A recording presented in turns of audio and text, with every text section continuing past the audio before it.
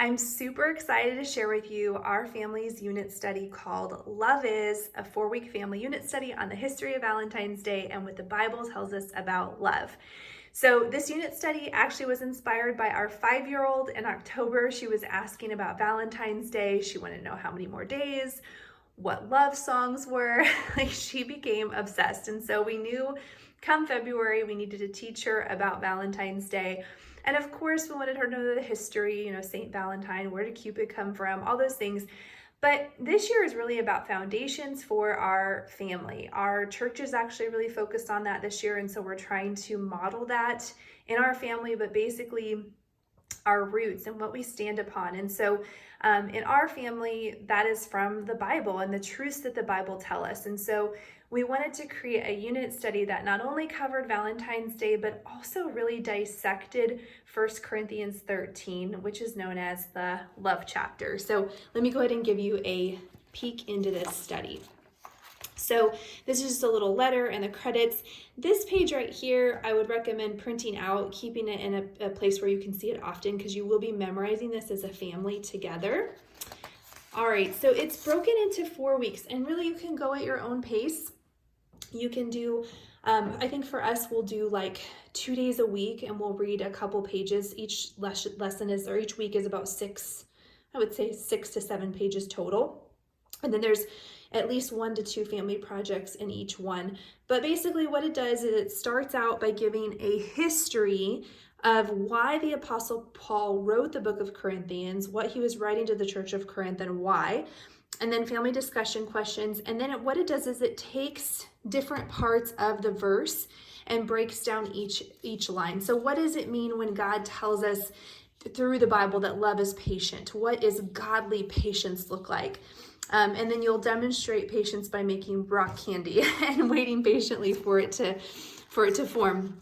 And then each week also has a little history section. And so this one, there's 3 different videos you can watch that have the history of Valentine's Day. And then each week you're going to work on a component of the verse to memorize. So I should say the verses. So at the end, you'll have that whole verse section memorized.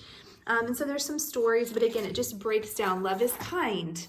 And then this is the kindness challenge, where you'll print out hearts or buy little sticky hearts and put them on each family member's door to just affirm them and make sure that they know why they are loved. Love does not envy. It talks about jealousy versus envy.